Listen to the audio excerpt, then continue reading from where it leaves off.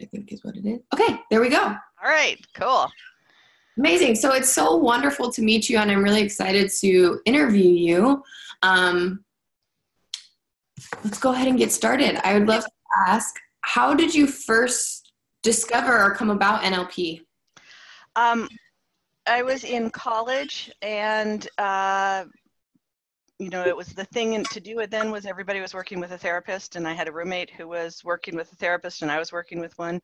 She was working with a NLP practitioner, and I was working with a non-NLP practitioner, and we compare what we were doing. And I was like, wait a minute, that's, you're going way, you're going where I want to go. Yeah. So I got a referral from her and ended up with the person who was sponsoring the NLP trainings in Seattle. And pretty quickly, like within about 6 months, was in a class. Amazing. So what was the main difference or the main part that really drew you to NLP? Let's see if I can remember.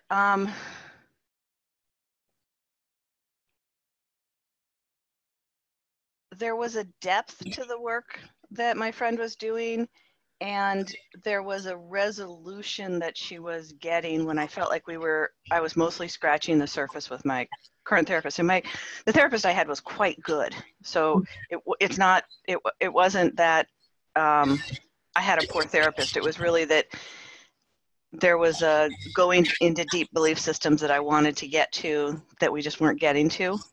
Mm-hmm. And probably in retrospect, it would have been better if the two of us just swapped therapists, but because my roommate actually didn't want to go that deep, but yeah. So. Amazing. How long have you been practicing NLP? What year is it? 2018. I've been involved in NLP in one way or another for a little over 31 years. Wow. But as I said, I was in college when I started, so I went off and got a regular desk job for a little while, which consisted of working in health research and doing NLP on everyone I could get my hands on in my cubicle. Yeah. Just inviting everyone over to your cubicle. You're like, hey. People just sort of learned to migrate there if they were in trouble in some way or another. I ended up with a boss who would say, do you know what's going on with so-and-so? Because she knew I'd go find out. Yeah. Amazing. So 31 years is beautiful length of time. I'm so honored to be here with you. I'm just starting the core competencies, and it's like mind blowing. So I'm like, what is it going to be like in so many years? Like, oh my goodness. So what was the early days of NLP like? So when you first started to be interested in NLP and starting to learn? What was it like for me, or what was the NLP like? I would like to know what it was like for you. Okay. For me, it was just pretty much mind-blowing for quite a while. It was also something that came so naturally to me and made so much sense that I was kind of like a sponge soaking it up. And I think for a certain amount of time, I was a bit of an obnoxious sponge. Because as you learn how to do rapport, how to calibrate, how to go deep with people, you kind of want to do it with everybody. And it took me a little while socially to learn that not everybody wanted to go deep when they were having coffee, or on the bus or on an airplane, or, because I was just so fascinated. I wanted to ask everybody everything. And it was emotionally a roller coaster for me for quite a while. Mm-hmm. I had a lot of stuff I was working out, but I never felt like what I was working out was ever too much for what was going on in the trainings. Mm-hmm. So I felt like I had this great space for it. Yeah. Yeah. So and very quickly I realized that I did really enjoy it, and I just kept coming back. And I was very blessed to be able to TA pretty quickly and to be able to TA under a wide variety of trainers. So I would love to hear about Because I know, right, you work with NLP Marin now, but kind of what was your journey to get to NLP Marin? Because I know there's,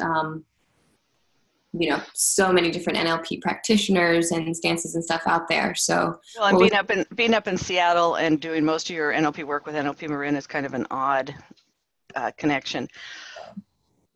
So I had started to work with the woman who was sponsoring the NLP Center for Advanced Studies trainings in Seattle. Mm-hmm. And that was where I took my training. It was through the NLP Center for Advanced Studies, which is the same place Carl studied, that was in San Francisco. And then she started to run, the NLP Center for Advanced Studies closed, and so she started to run her own center up here in Seattle. And I stayed with her for about 10 years. I was TAing. I took the basic course and then the master's course. There wasn't anything beyond master's at that point. And then I TA'd for that organization for about 10 years. Mm-hmm. And at the time that relationship began to close, I knew I didn't want to stay with that organization, but I didn't want to give up NLP, and I didn't, I felt like I needed to be in an NLP classroom somewhere.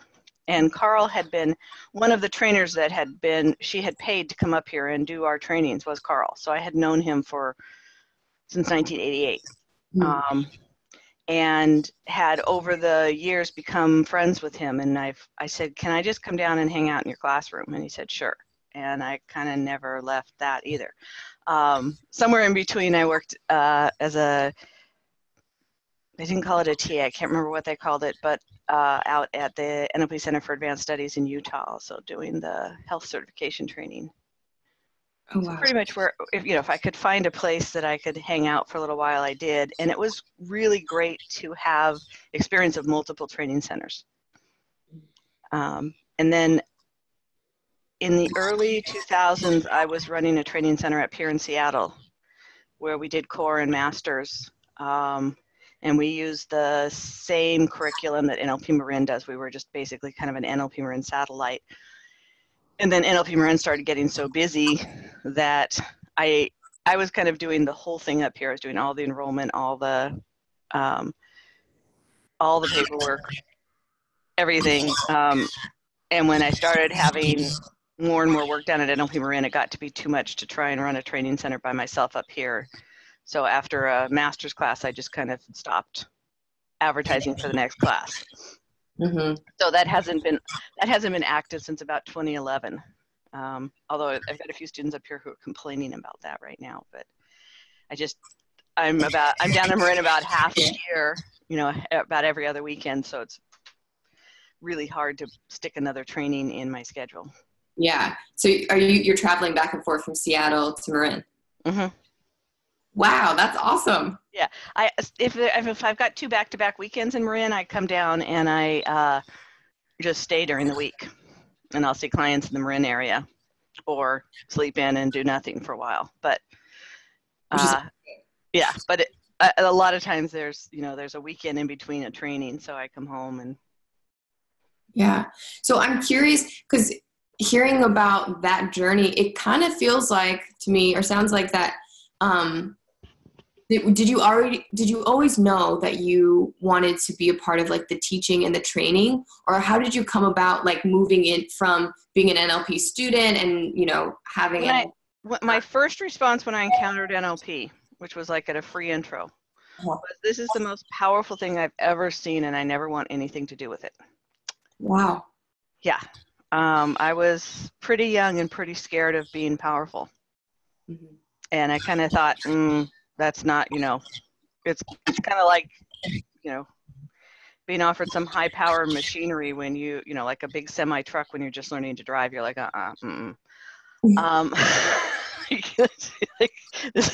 this won't be good. This won't come out good for anyone. Within a couple months I'd enrolled in the training. When, I think it was through TAing and recognizing that I had an ability to be able to give people information in a way that made sense to them, and really enjoying watching people learn. I mean, I've kind of always been a natural teacher wherever I've ended up. In high school, I was like a campfire leader, which is not very common. Usually you're still in a group at that point. But I just kind of enjoyed the teaching aspect of it. And it's not so much teaching as it is, because I think of teaching as giving assignments and evaluating and that kind of stuff. It feels way more like mentoring, and training is an okay word, but there's just something about facilitating people's discovery of themselves. And that was kind of always the part of it that I really enjoyed and still enjoy.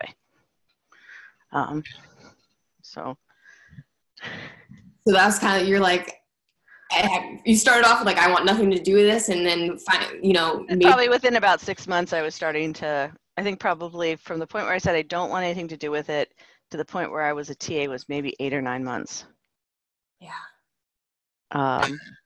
So my life turned around pretty quickly. And then from being a TA, I had the great honor of getting to train under Jonathan Rice. And to develop a friendship with him very quickly. In a certain way, he spotted me and decided that I was going to do more than I thought I could do. And he was essentially encouraging me at every chance he got. So I attribute a lot of my working my way to training as from his encouragement and his support of me. Yeah. And I really like how you put it, that it's less of like a teaching and more of like a mentorship and facilitation. It sounds like that's kind of what happened with you too, is he was a mentor to you. Yeah, I think of teaching as you having to evaluate and grade, and I like that I'm not grading people. I tell a lot of the students I really don't care whether or not you get certified. What I care is that you get what you want out of the class. Yeah. So if you want to be a good programmer, great, I want to help you get there. And if what you want is personal growth and you don't ever want to program, great, I want to help you get there. This is about what you want for you. This is not about what I think should happen in the course. So when you first started, you came in with wanting growth, right? Like hearing from your friend's therapist, and then I was a psychology major, so I kind of always had this sense that I wanted to be a therapist. That part, that's from really young. And I think that very quickly it was like, oh, training would be fun too. So, yeah. So I would love to also hear, coming out of the training, some of the memorable moments of first starting to program. When you first started working with clients, what was that like? Wow. That was a long time ago.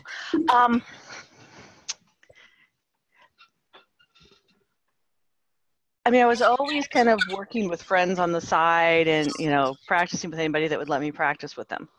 Yeah. And then I made a conscious decision that I was in college when I started the class. I actually dropped out of college to take the NLP training and then went back to college and took a ridiculous number of credits to finish up like 4.5 weeks later than the June graduation, after being out for about 9 months. So I kind of did a really crazy thing there. But I hadn't had any work experience. I'd had jobs in college, but I had never done the full-time job thing. I hadn't had some of what I considered normal adult experiences because I'd been in this NLP community. And so I consciously decided that if I wanted to be able to work with people, I was going to probably be working a majority with people who had full-time jobs, who worked in offices, who dealt with office politics. And I needed to actually go find out. So I tasked myself 2 years in an office, and then I was going to start seeing clients. I stayed 9 years in that office. I did manage to make some of my office mates into clients, voluntarily or involuntarily. But there came a day when I got a phone call. I was sitting at my desk and somebody said, I hear you're an NLP therapist. And she said, I'd like to work with you. Mm-hmm. And I said, okay, give me your number. Let me call you back. And I just went like and hyperventilated somewhere for a while because I was like, this is what I've wanted and I don't know what to do with it. I ended up working with this person and I didn't have an office. So I would go over to her place and work with her. Mm-hmm. We basically made house calls for a while. And from there I was doing a handful of clients where I would go to their house. And then from there started to figure out how to have an office in my house and then kind of work it from there. But it went pretty slow in the beginning. And I mean, from the beginning, I was always just amazed at how easily people opened up and how you got into such deep stuff so fast. And it was such a joy to be able to drive over somewhere, work with them for a couple hours and then come home. Just like that was the best. And then after that, I did a lot of part-time working in an office job and seeing clients as I built my practice. I was seeing clients out of my home, and being a 28-year-old female living alone, seeing clients out of my home, I was pretty clear that I wanted to build my practice by word of mouth and not by doing all sorts of advertising. And there wasn't social media at that point. So it really was, advertisement in magazines and that kind of stuff, partially for the safety factor. Mm-hmm. And it just kept growing from there. It was frustrating at times because it was hard. Sometimes, you're doing your own business and you're seeing clients. NLP clients don't take the Tuesday at 10 o'clock slot for the next 8 months. You don't know. Yeah. You don't know when they're coming back. Unless they book right then, you don't know. So you don't know from week to week if you actually have enough clients and yeah, play out. Yeah, so a lot of people are like, I'm going to go out and sell all these packages. And the idea of selling packages of sessions hadn't even occurred to us at that point. Mm. It wasn't there, and I don't do packages unless somebody wants to.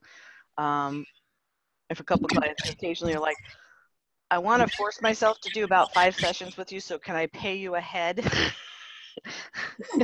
Yeah.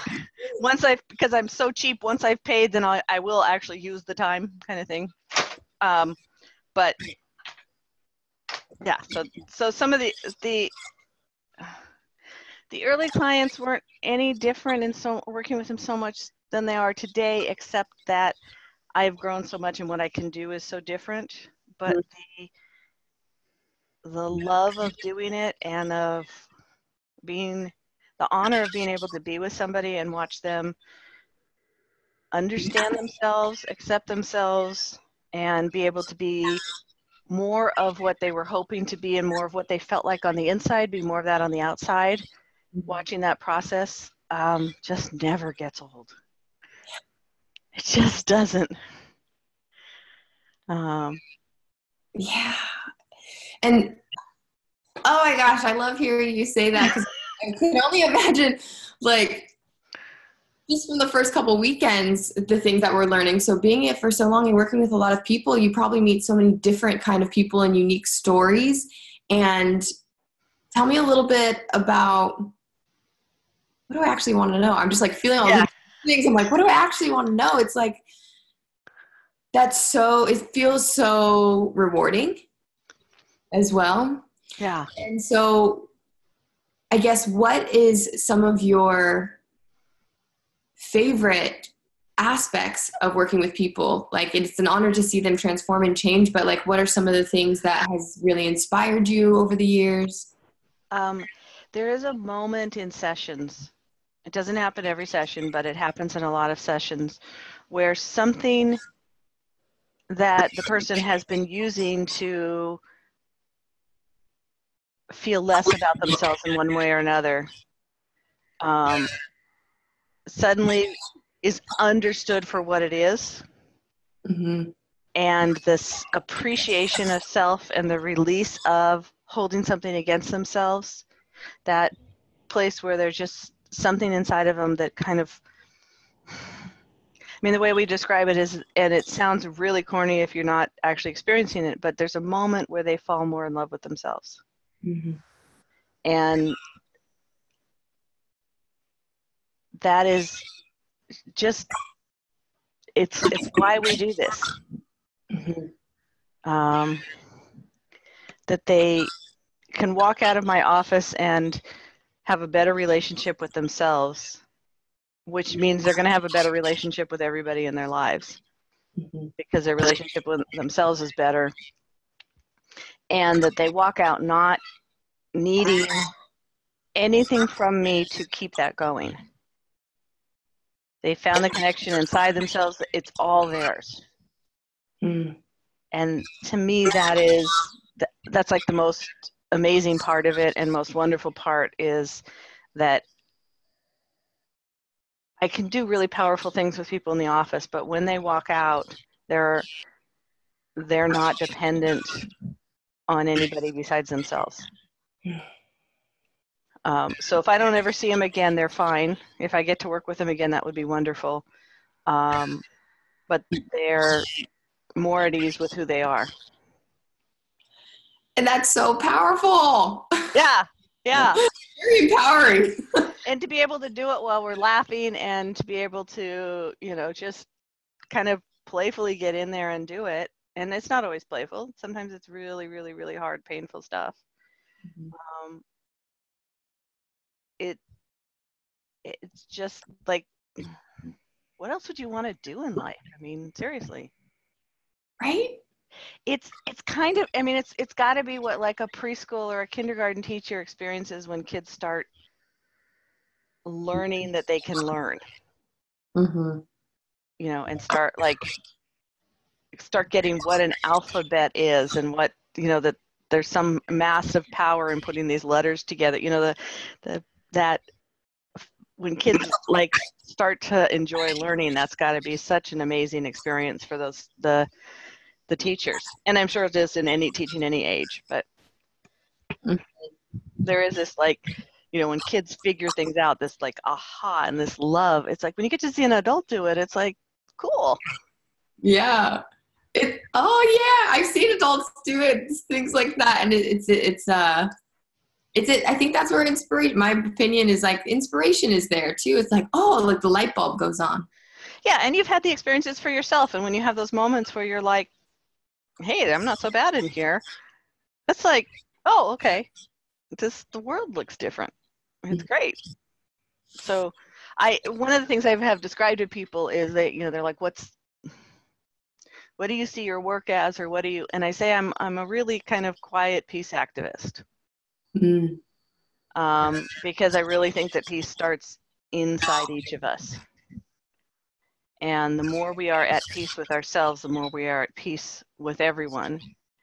And whenever we interact with somebody who's kind of at peace with themselves, there's a different peace that goes over us. So the way that we start to create peace on this planet is one at a time.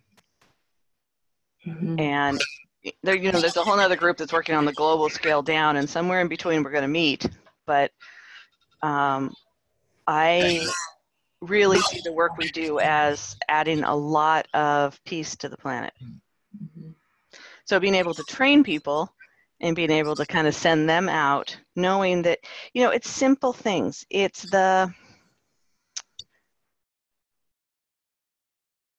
being in a situation where somebody near you is stressed out, and you mirror them for a little while, and their system calms down, and then you kind of get in a little conversation with them. And what for them started out as a really cranky day suddenly becomes this kind of, oh, that was a really nice experience. And I imagine some of these people who then go home in a better mood, and the family has a better evening. Mm-hmm.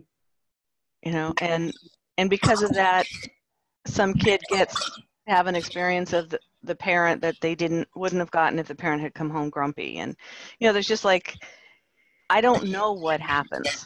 I was waiting for the Marin airporter and started talking with the man behind the counter. And when I first came in, he was pretty grumpy. And it was about 10-minute wait for the bus. And by the end of when we just started talking, and I was just mirroring him and just enjoying the conversation with him. And by within about 5 minutes, he'd come out from behind the counter. And by the time the bus got there, he was standing near me. Like he'd come across the room, and the next couple customers that came in, he was being really playful with. And he'd been like super grumpy with me when I'd walked in. And it was kind of fun to watch that transition. Yeah. It's like a ripple effect too. Yeah. Yeah. Like ripples out, even if it's just these moments, like these moments ripple out into something more, and it touches more people than who you originally just had an interaction with. Yeah, you have no idea where the ripples are going. Mm-hmm. And the same is true for when we are cranky with people.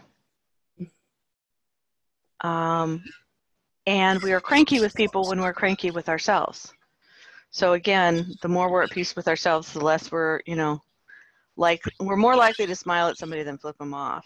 Mm-hmm. And either one's going to create some ripples. Yeah. The question is, what kind of ripples do we want to be creating in the world? Yeah. Do we want to be creating cranky ripples? I don't know.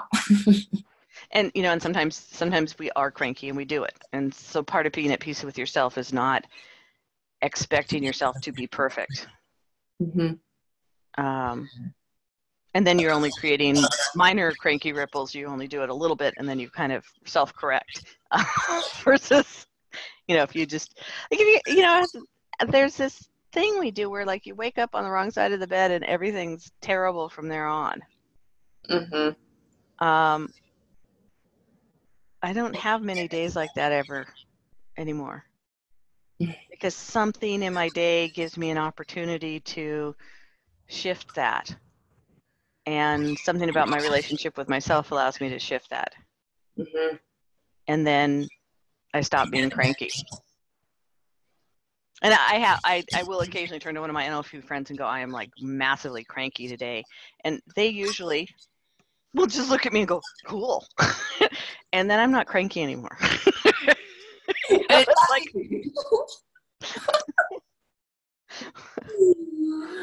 oh, I love it. It's the little moments, and like that can change someone's whole life. At least for me, I know that, like being able to not get stuck in the cranky day. I have had people change my life that I have no idea who they are, and who've just happened to be at a place where, for me, having the response they gave to me, which was usually under 10 seconds, shifted everything inside of me. And we've all had that, these just chance encounters, my most recent one was in a Safeway parking lot, and I just emptied the groceries into my car and was taking the cart back. Really common behavior, kind of in my own little world. And this man was walking towards me, I think heading to get his car or something. And he kind of smiled at me and said hi, and I smiled back and said hi. And as he passes me and keeps going, he says, "Thanks for the smile." Mm. He says, "It's always so nice when somebody smiles back." And I just kind of went, I haven't been thanked for a smile in a while. That was really nice, I had a very similar experience the other day. I was cranky. Yeah. And I was like, I'm cranky. I'm going to go for a run. And I was running and I was doing my thing. And this man was just walking by with his cart. And he just kind of went like this. And he like smiled and like waved like this. And it was such a beautiful experience to realize how scrunched my face was, because I had to like allow the muscles in my face to relax to smile back. And I was like this. I can't. I was running around looking so angry, and just this one person who I have no idea who this man is, just going like that, completely shifted my whole run. Yeah.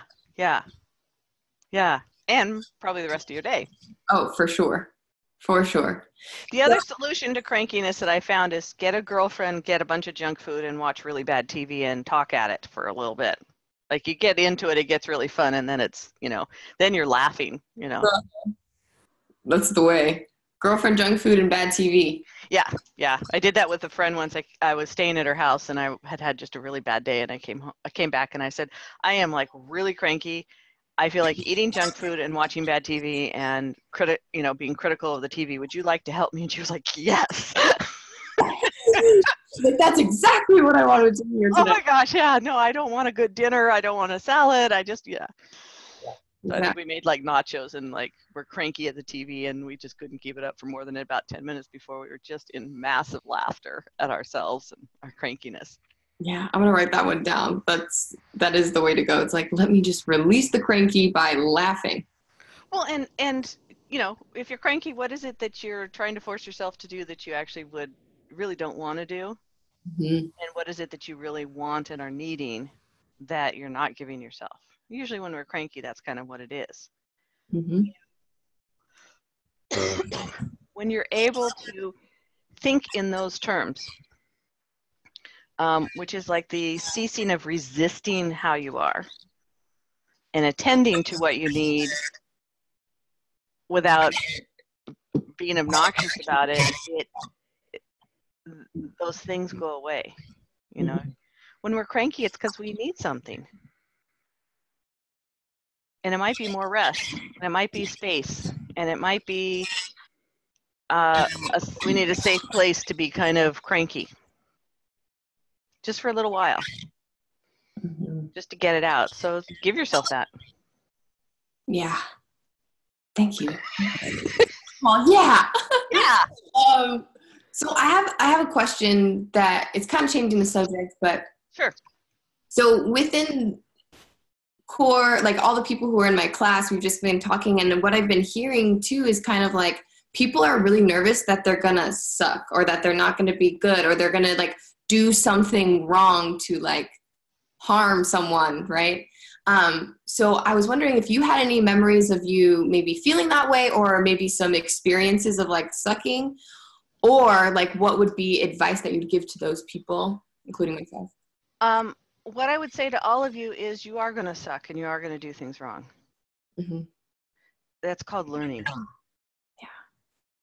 Yeah. The goal here isn't to be perfect all the time. It's to learn.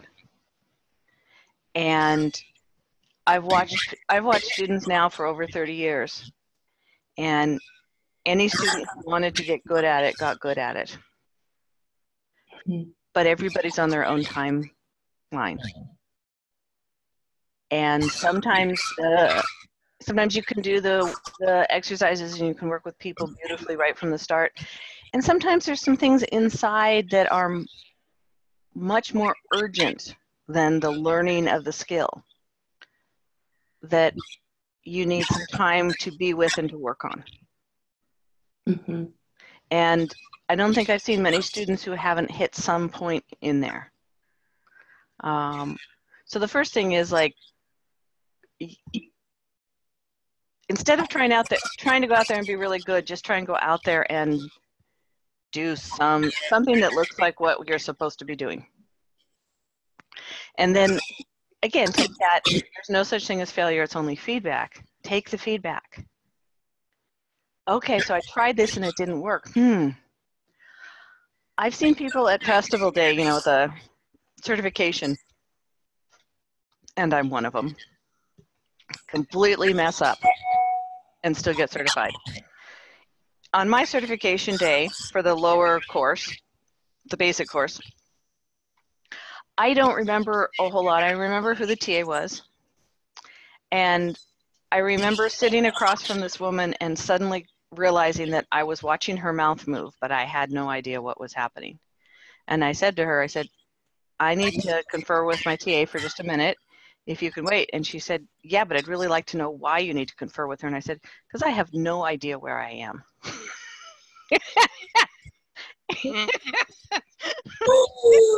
I looked over at my TA and she goes, she said, she just grabbed your nose and ran you into the weeds. She said, you're so lost in story. And I was like, okay, yeah, that makes sense. Now what do I do? And she's like, go back to the outcome frame. Oh, right. Yes. Okay. Now, that was a massive learning for me. This K equals lost in the weeds. If I have this K again, this feeling again, go back to the outcome frame. It's worked every time. Mm-hmm. I saw a student once who, at the master's testing, she took one look at this woman walking down the hall and said, I hope I don't have to work with her. And of course, that's who she got for her test subject. And she was so out of rapport the whole time. But there was this huge issue she had about a certain kind of person and about who she was in relation to, this was like, the woman was maybe 40 years older than her, and that like who she was, and that she couldn't work with that, and that they would never respect her, and they'd never, all these things. And the woman was so sweet, trying so hard, and I kept taking the student out, going, mirror, just start with mirroring. I don't even care about outcome frame right now, just mirror. Mm-hmm. And she was so stunned by the experience, but she was so able to understand like the importance of rapport and what she had gotten lost in herself, and like there was this massive learning for her, that I think I talked with her for 6 months afterwards, on and off, as she was processing that piece. Mm-hmm. It was one of the best learnings she's ever had. It was one of the best pieces for her in her life, because that mirrored so many experiences in her life that were difficult. And what she was able to learn from it and put together was beautiful. So make the mistakes, because it's in the mistakes that you find out what's going on inside yourself. Mm-hmm. And then you get to look at it and go, given that that's there, what do I want? Not what's there is wrong, but given what's there, what do I want? We tell people this, and probably not enough, but the structure of our trainings looks like we're trying to get everybody to be a good practitioner. But in order to learn the skills, it's useful to do it in the triads, and to have one person being the practitioner, one being the subject, and one being the observer. But whatever happens for you when you're programming is what happens for you in life. So the places where you get stuck, where you get pulled back, where you are afraid, where you force your way through when you don't need to, whatever you do, if you kind of look, you'll notice that you also do that in your life. So right now, especially in the beginning, like let it all hang out there. Bump into it, and then from that decide what you want and start working it. Mm-hmm. The class is overwhelming, and you're going to go through periods where you're absolutely sure you've got it, and then the next time it's going to be like, where to go? And we know that. Mm-hmm. There are different places in the training where we sort of expect you to look really, really bad as a programmer. Mm-hmm. Just because the number of pieces of information we've thrown at you has overwhelmed you and you're integrating them. And you learn a lot from the things that don't work, or the things that worked not quite as well. So yeah, you're gonna suck. You should. And you won't always. And even when you do this stuff clumsily, it has an impact on people that's very profound and very meaningful. And if you wanted to be really, really sleazy and get really, really good at these skills, you could probably create some harm in people. But you'd have to work at it. Yeah. If you're sitting there with good intentions and you are creating as much rapport as you can with somebody, you're not going to hurt them. And you have the TAs around, and you have the TAs around you that if something looks like it's going in a way that might create harm, they will stop it. Mm-hmm. They're skilled enough to know that. And occasionally they'll stop it when it's just fine because they're learning too. If you watch, your TAs aren't perfect. Yeah. And we try and get a variety of skill levels and styles so that I tell the TAs this. I would much rather you model learning than know how to answer a question. I'd much rather you model learning than be right. So if you don't know the answer, say, I don't know, and go find the answer out. But let the students know that you don't know everything, because you don't. I don't. Every now and then somebody asks me something, I'm like, never thought of it that way. Let me get back to you. Occasionally it's like, yeah, no, my brain's not even going to go there. I can't answer that one. Sometimes people take two very different things and put them together and like, can you analyze about it? No. Yeah. And you know what? It's really good to know what you're bad at. It's really a relief to be able to say, I'm really bad at this. I'm really bad at returning emails and sending out client invoices. I'm just terrible at it. I tell people, if you email me and I don't respond within 24 hours, nudge me because it's gone below the bottom of my screen and I won't ever get back to it. It's amazing how many people are getting answers from me these days because I tell them that. Right? You know, after the third nudge, I'm like, oh yeah, I've answered that one. And what I do is I read it and I answer it in my head and forget to type it out. And they're just things, if you know what you're bad at, you can decide if you want to work at it or if you want to accommodate it one way or another. I have a question, with all of this, especially describing the students who, when you bump up against it or you make a mistake or when you're sucking, you're also learning through that. Is that something that continues like throughout, like even with your clients now when you're working with, there's still that you're kind of still having this reflection and learning within yourself through working with other people? I would say I probably learn with every client. Oh, wow. Which is part of what, life is about learning. You stop learning, you're not really engaged in life. And sometimes what I'm learning is how to help a particular client. And sometimes I learn something, sometimes I just try something because I don't know what else to do and it works way better than something I've been doing for 20 years. And then, oh, wow. And sometimes I'm learning about things in life I didn't know existed. Clients tell you stuff and you're like,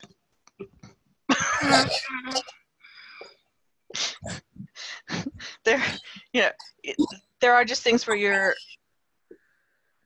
it doesn't matter how rich an environment and how diverse an environment you marinate in. The human experience is so amazingly wide and random sometimes that you're going to hear stuff that you didn't imagine was possible. And some of it is really horrific and some of it is really hilarious and some of it is really brilliant. And some of it is amazingly inspiring. So you're constantly learning. When I first started, I had a very creative friend that I gave permission to attempt to shock me in any way that he could. Because what I wanted was to be able to not be so naive with clients. Because I was young, and he had a lot of fun doing that. And it helped. There are a lot of topics that we're not necessarily comfortable talking about that when you start working with clients, they assume you're going to be fine with. So you have to find a way to be comfortable talking about them. And, that it takes a little bit to get there. Yeah. And I feel like, is that just time? right? Like just some of it's time and some of it's just diving into the topics a little bit yourself. Mm. Learning how to talk about things that we don't commonly talk about in the culture. Mm-hmm. We don't talk a lot about death. Yeah.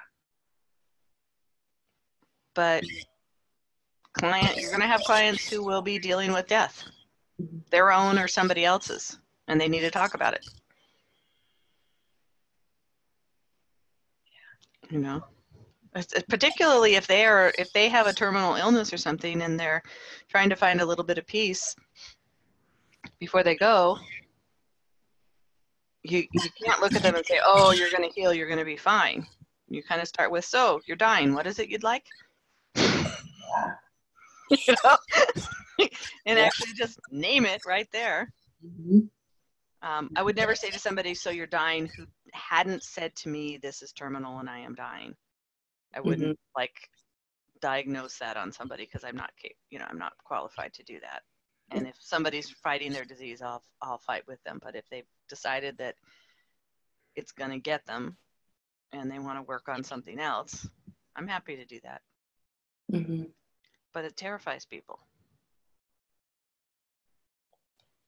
So there's such a wide array of what you can do with this work. I'm like, this is. Yeah.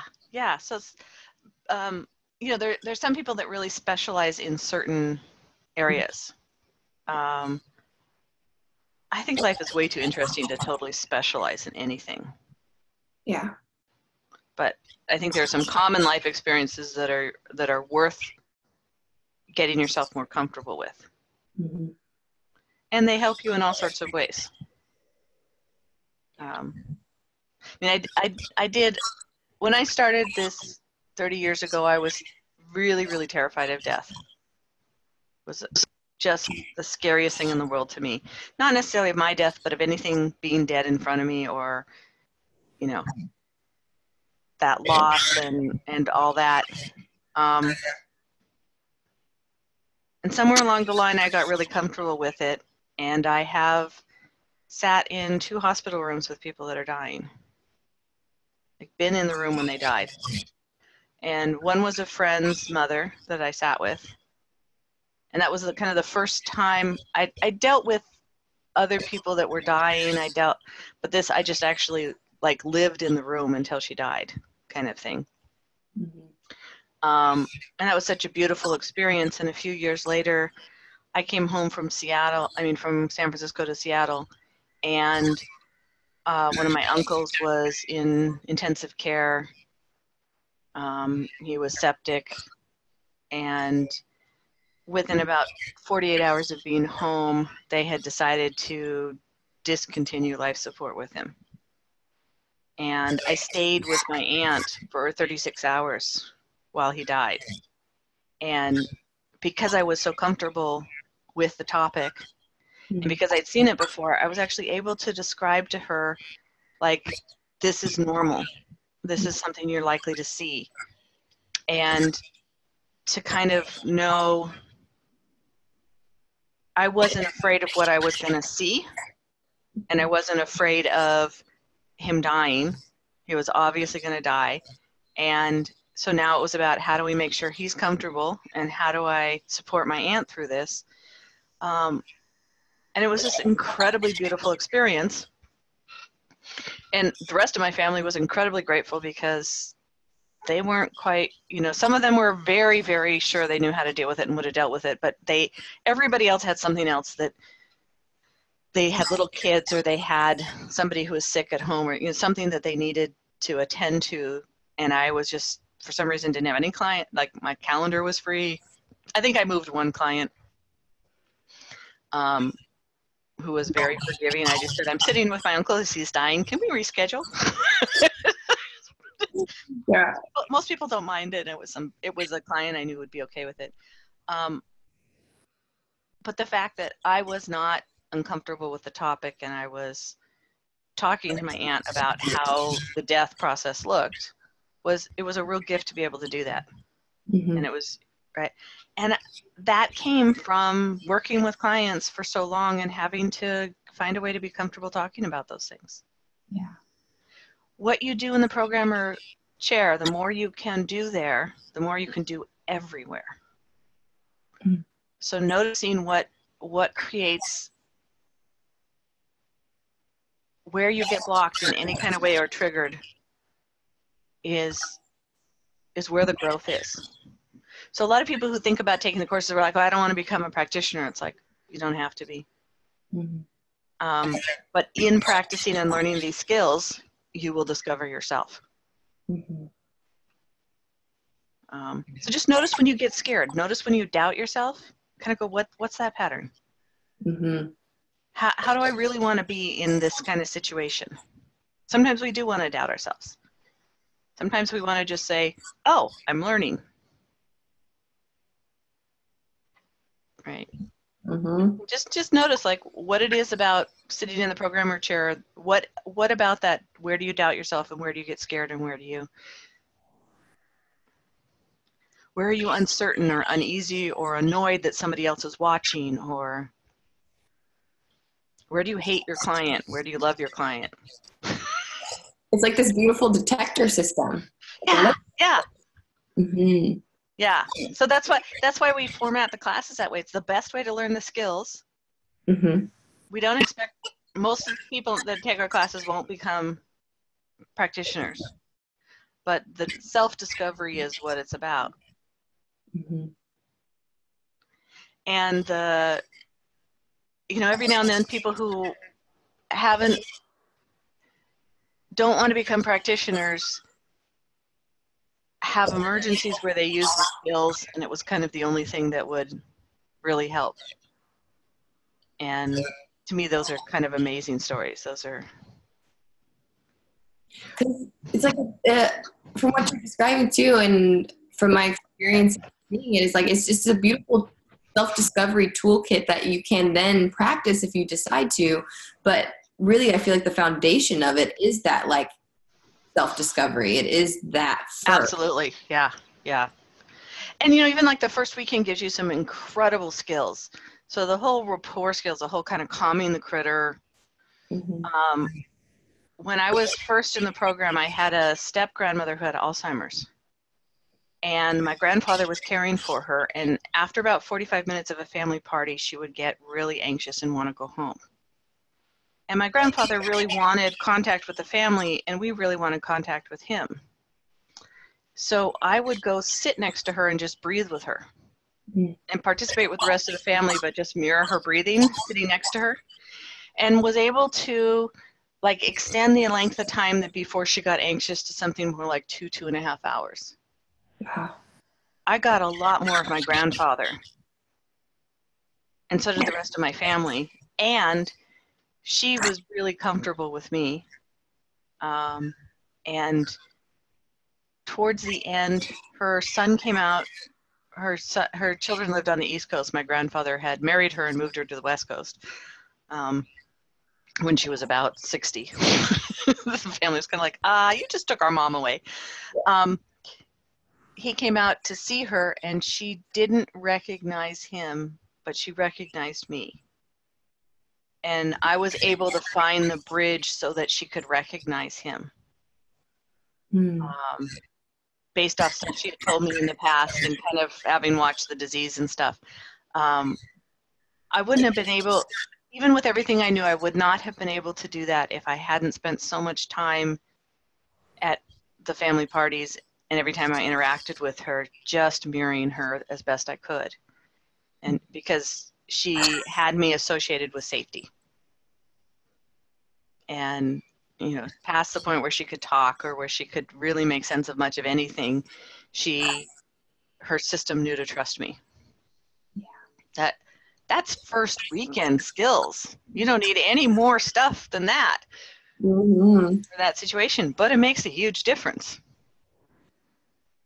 And it's something I constantly am grateful for, to be able to do that. Yeah. It's a gift. It's such a gift. Yeah. To do that for your family and people in your life. So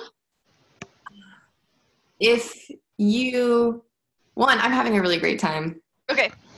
conversating with you. And if you could give a younger version of Carla words of wisdom from where you are now after like 30 years of experience, what would you give yourself, that younger version of you? That's great. I think Giovanni asked me the same question. Has it changed? I don't think so. The experience I have with that question is that there's not much I would give her. She's doing fine. And I don't know that I would even want to let her know she's doing fine. The struggles that she had and the self-doubt and all those things have built so much of who I am today. They were things I had to go through that for her to be any wiser would have really messed up my learning. You know, it just, you know, it would have been like kind of thing. And there isn't much of anything that I would want to necessarily make easier. Not that I want her to have a rough time or to have had a rough time, but what I experienced, what I grew through, taught me such an appreciation and such a sense of who I am that it's like I don't want to give any of that up. I don't want to take any of that away.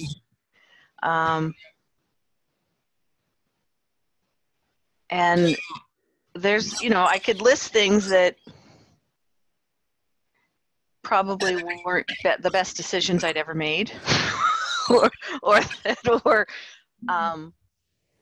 a little embarrassing. I might tell her to stop asking people on the airplane questions, but you know, that's a story that's hard to give up. When I was going out to Utah, I had a friend I was going out to Utah with, and we were flying on Southwest Airlines, and we'd take the window and the aisle seat, and whoever got the middle seat got a piece of work, whether or not they wanted it. You're like, perfect, just right down in the middle. The two of us would just start talking, and we'd yeah. That might have been crossing a few boundaries, and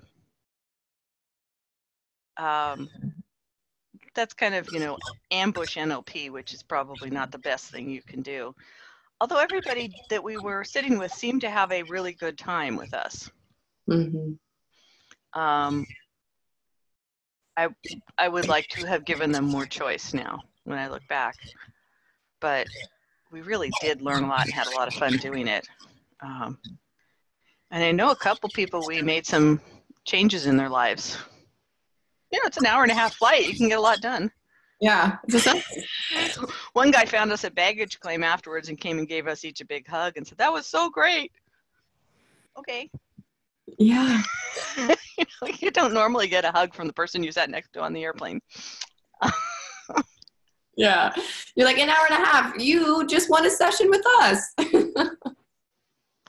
Yeah, you know, it's kind of fun when a total stranger on an airplane says, "I've never told anybody this before." Okay. And it's, you know, when you tag team NLP, it's just so unfair for whoever's the subject. Because you get to sit back and watch the other one work for a little bit, and then you pick up patterns, and then you trade, and yeah.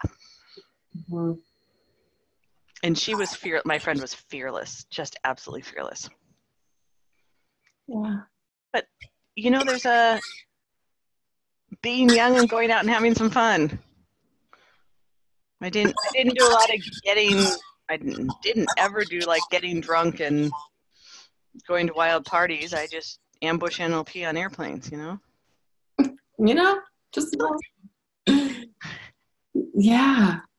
So would your advice then change? Would you, what's my question? My question is, you may not have so much of an advice for a younger version of you, but people who are now going into the course or people who are interested in going into the course, do you have any advice for them, or is it a kind of the same of just, you know, have your experience? Have your experience, but Go for what you want.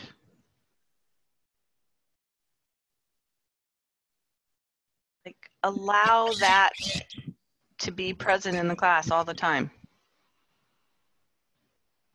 There's like a be what feels to you like being selfish. It's not selfish, but right now at this stage, it feels a little bit like being selfish. When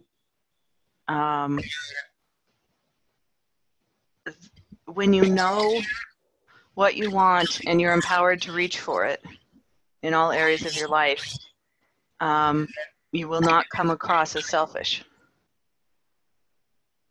And you won't feel selfish because you inherently want the best for everyone around you. And when you're able to take care of it yourself or able to acknowledge it for yourself, it frees up everything for everyone around you. And it's a really hard thing to learn that, and I said it in one of the classes recently, when you're going for the win-win, if the other person won't take their win, you still have to take yours.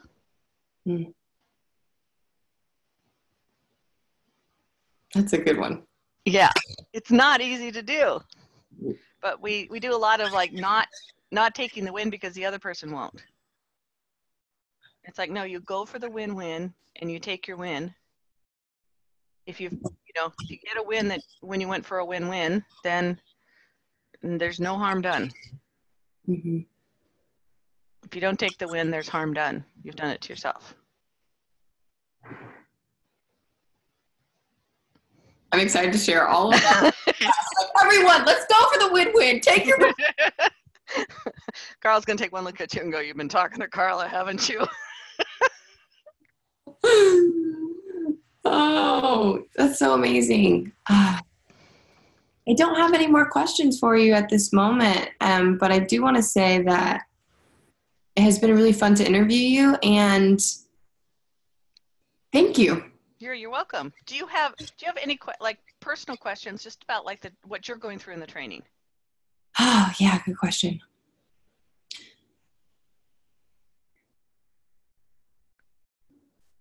You did like So far we've done I just finished the second weekend. Yeah, and that was anchoring? Anchoring. Yes, okay. So anchoring and fast phobia and fast phobia. Yep. The question, I guess, I think I'm in the point where like the first weekend I came out, did study groups, and I was like, oh yeah, like I'm getting this stuff down. And I was the second weekend, and I was like, yeah. After this weekend, my mind was just like whoosh, and I was like, wait, huh? And I'm doing the things. I had an experience where my fast phobia kind of just opened up a can of worms of like, oh, that wasn't the phobia, but you have another phobia, For you personally? For me personally. Uh-huh. And so it was just an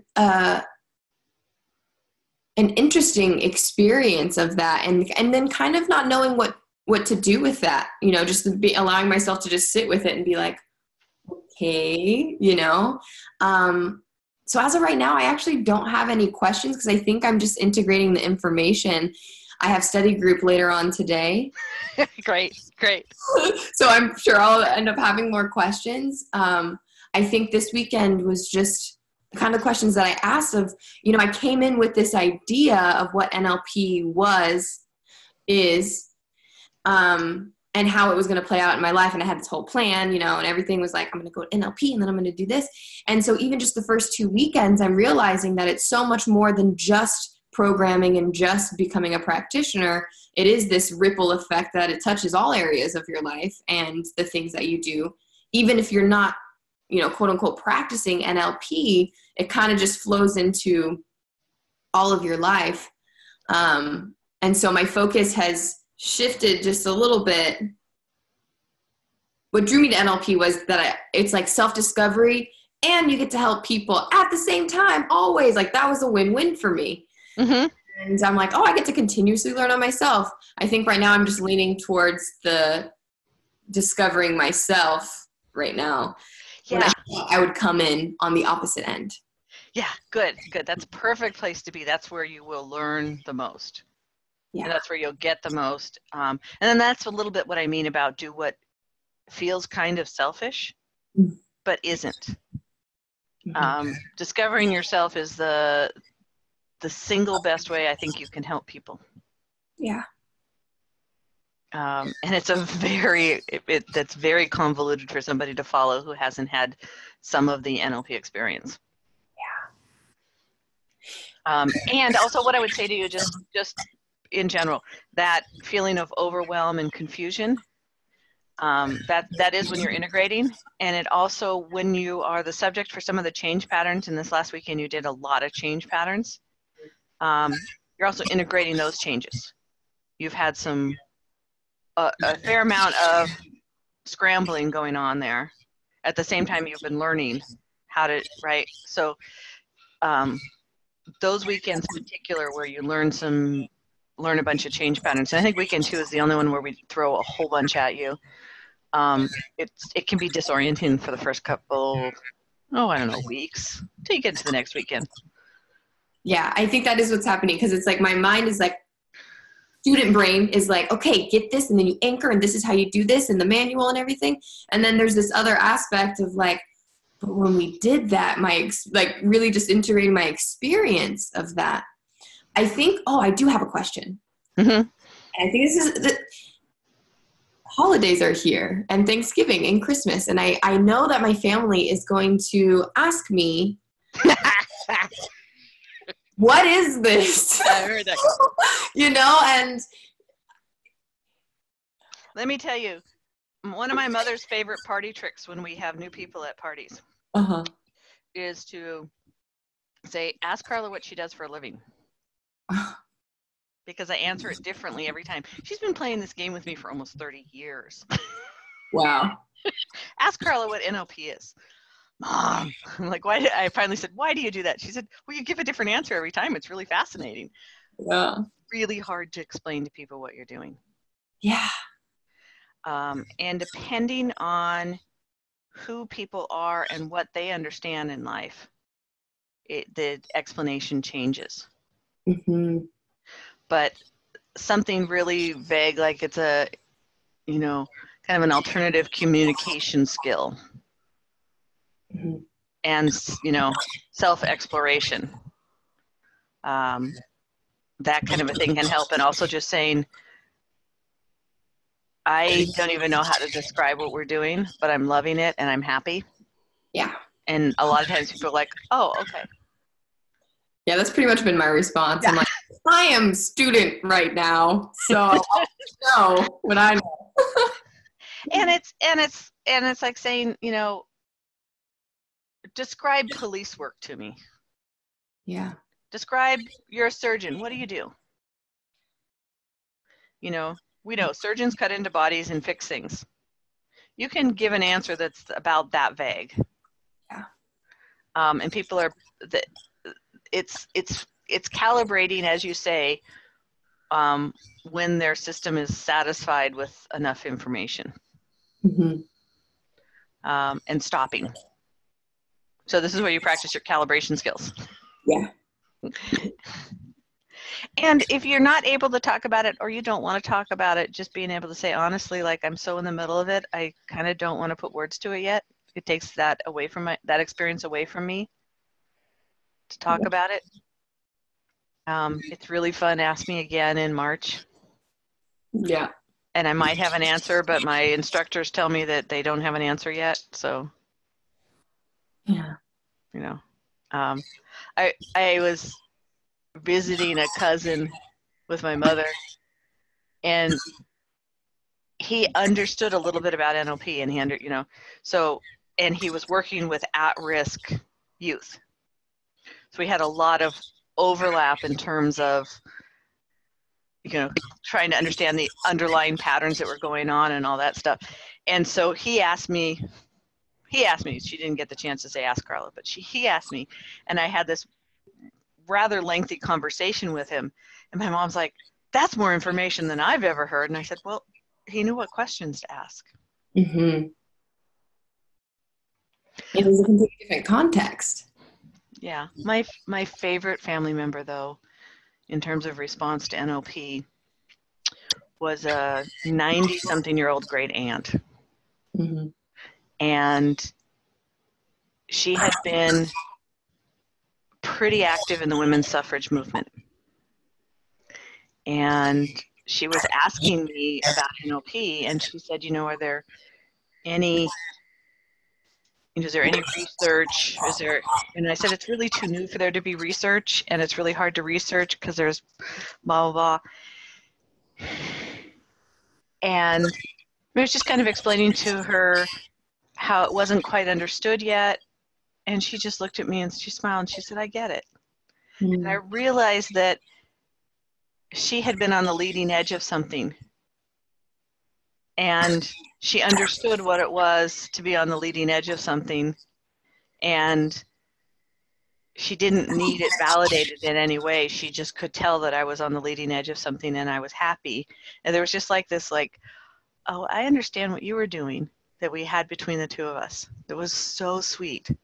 Yeah. And so sometimes when I don't know how to explain it, I just think in 100 years, somebody will be able to explain this. Yeah. It'll have seeped into our culture enough that it makes sense. That's also what excites me, because I feel like that's the feeling that I have when people ask, because, trying to describe it right now, I'm like, I don't think I can do it justice, and nor do I want to try. And I've always been fascinated with communication, like deeply fascinated with communication. Yeah. And I think that's why this has been something that excites me, I'm really excited to learn about, is because it is the leading edge of that. And so I think just time. Yeah. Yeah. I mean, you can tell a little bit about the rapport skills and stuff. And I had a student a few years ago who was a counselor in a at-risk high school, junior high. So she had a lot of kids that were in some way at risk, below poverty level. I think it was an alternative junior high kind of thing. And one of her jobs was to man study group for one period. Mm-hmm. And she had this kid that hadn't completed an assignment all year that was in her study group. And she was particularly bored at study group one day and decided she was going to practice some of her NLP skills. So she sat down across the desk from him and she mirrored him and she breathed with him. And in that hour, he finished 3 assignments. Wow. It was like the first time he'd felt safe. Now, he hadn't finished one all semester. She just couldn't, and his confidence just went through the roof because he got 3 assignments done. So she, kind of kept that going with him at study group, or at study period. That's the power. Those stories just blow me away when students come back with them. Because I don't know what happened with that young man, but somewhere inside he knows he can complete assignments. Yeah. So you can go off and tell your family stories like that. You can demonstrate some eye accessing to them. Mm-hmm. That usually amuses the heck out of them. Mm-hmm. Yeah. I'm excited to share because I'm excited about it. I think that's really, they're just going to see that I'm happy, and that's. All right, and are you going alone to your family? Or do you have a sweetie that goes with you? Just me. Just you, okay.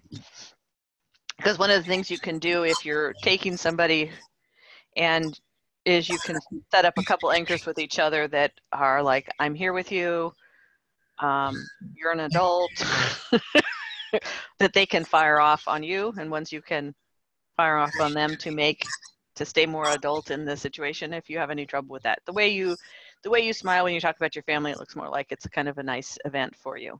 Mm-hmm. And that's another question. You can anchor yourself. Mm-hmm. Okay, that was a question. Like, I can anchor myself and just be like, beep, you know? Yeah, it's good to do it in a way that doesn't look so ridiculous out in public. Yeah. Or will get you arrested, you know? Yeah, totally. But, you know, you could have a kind of thing if you don't normally sit like that, and you can do stuff on your hands, Mm-hmm. different places on your hands or your arm. Your lower arm's going to work a little better than your upper arm because we look funny when we do that. But People want to know, like, are you okay? yeah, what are you doing? Yeah, especially moms. What are you doing? Yeah. You just squeezed yourself and changed states. What are you doing? Oh, dear. Mothers know how to calibrate.